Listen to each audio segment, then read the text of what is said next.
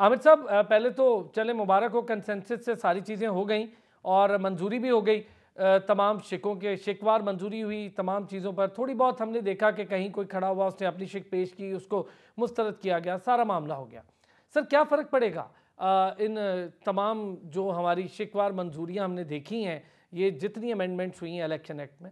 हर election से पहले ये ज़रूरत होती है कि अगर कोई कमियाँ कवानीन के अंदर रहें जो सजेस्ट कई दफ़ा इलेक्शन कमीशन करता है या पॉलिटिकल पार्टीज़ करती हैं, मेंबर्स करते हैं, तो उन्हें फिर हिस्सा बनाया जाता है। तो वही ये एक मैं समझता हूँ कि रिवायत का हिस्सा था और शफ़ाफ़ इलेक्शंस कराने के लिए और ये जब यूनिट गवर्नमेंट आई थी, इसने एक ये इसकी कमिटमेंट भी थी कि फ्री एंड फेयर इलेक्शंस के लिए इलेक्टोरल रिफॉर्म्स की जाएँगी। उसी की तरफ ये कदम है और आपने देखा होगा कि अगर किसी जमात को कोई इख्तिलाफ हो, उस इख्तिलाफ़ राय का इज़हार किया गया है और गवर्नमेंट ने उसे बेहतर करके तो ये शिकवार मंजूरी हुई है, जिससे उम्मीद की जा सकती है कि फ्री एंड फेयर इलेक्शंस मुल्क को मुयस्सर आएँगे। अच्छा सर, वो तो शुकूक व शुबहात तो ऑब्वियसली जब आपकी हमेशा से होता है, जब भी तरमीम होती हैं, चाहे वो नैब कवानीन में हो या फिर इलेक्शन के कवानीन में हो, तो शुकूक व शुबहात तो जन्म लेते ही हैं, फिर उस पर सवालात भी जन्म लेते हैं, फिर उसकी क्लैरिटी आती है। आपने काफ़ी सारी चीज़ें हमें बता दी हैं।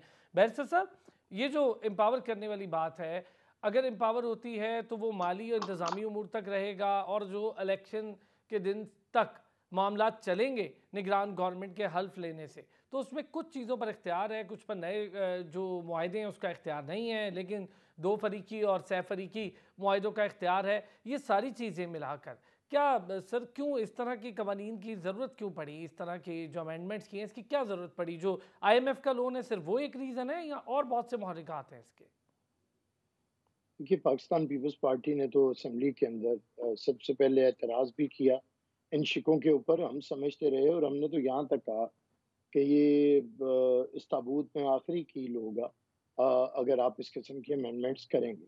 उसके बाद गवर्नमेंट ने बातचीत की है। देखिए, वहाँ से गवर्नमेंट की तरफ से ये बताया जाता है पीएमएलएन की तरफ से कि असल में कुछ या वज़ारत ख़ज़ाना की तरफ से कि आईएमएफ या एशियन डेवलपमेंट बैंक या दूसरे जो बैंक्स हैं जिनके साथ गवर्नमेंट के मामलात हैं, उनके लिए कोई फौरी फैसले करने के लिए आपको ज़रूरत होगी कि इस केयरटेकर सेटअप के दौरान आपको कोई जो फाइनेंशियली आपकी इकोनॉमी को कोई ऐसा मसला पैदा ना हो और गवर्नमेंट के पास फैसलों का इख्तियार हो। और वो तो हम समझते हैं कि वो पुराने कवानीन के तहत भी अगर पाकिस्तान के ऊपर कोई ऐसे मसाइल हों, तो गवर्नमेंट्स जो डे टू डे मैटर्स में भी अगर अर्जेंट मैटर्स हो, तो उन्हें देख सकती है। उसके लिए अलहदा से कोई कानून साज़ी करके उसके दायरा इख्तियार को बढ़ाने की ज़रूरत नहीं थी। लेकिन बहरहाल वज़ारत ख़ज़ाना और वज़ारत कानून ने जो तजवीज़ किया और हमारे साथ पार्लियामेंट्री पार्टी के अंदर जो बात हुई,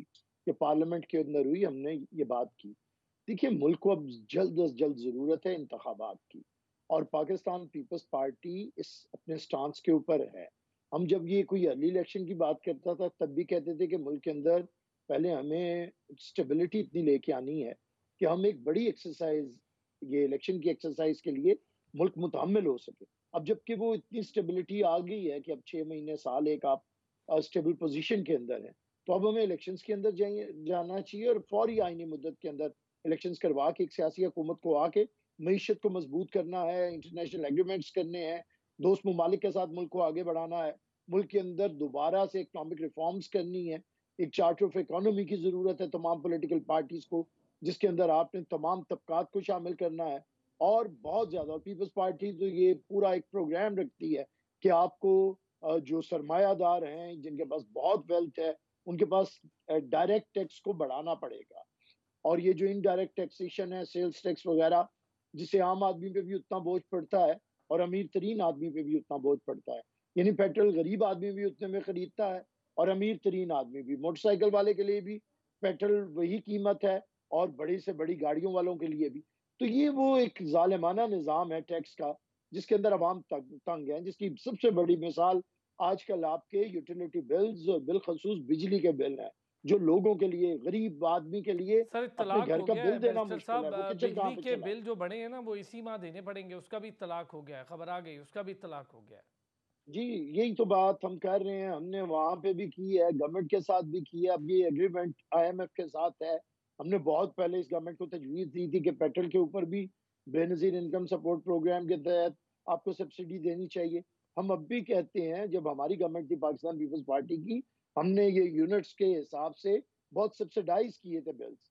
अब भी हम कहते हैं कि गरीब तरीन आदमी को सहूलत देनी पड़ेगी। जब तक इस मुल्क की इकॉनमी में अमीर तरीन आदमी के ऊपर, तबकात के ऊपर टैक्स नहीं लगेगा, तब तक गरीब आदमी, तनख्वाहदार तबका पिसता रहेगा। जब तक पाकिस्तान के अंदर ये तमाम मराहत ख़त्म नहीं होंगी, ये फ्री बिजली के यूनिट्स, भले वो मिनिस्टर हों, भले वो जजेस हों, भले वो जनरल्स हों, कोई भी सरकारी मुलाज़िमीन हों, ये एक ज़ालिमाना तरीक़ा-ए-कार अच्छा है बैरिस्टर कि साहब आप उन्हें चले मैं सस्ती आपसे इस बिजली चीज़ दे पे रहे हैं, थोड़ी-सी जो डिटेल और बात खाते-पीते हैं। करूँगा। मैं आपसे इस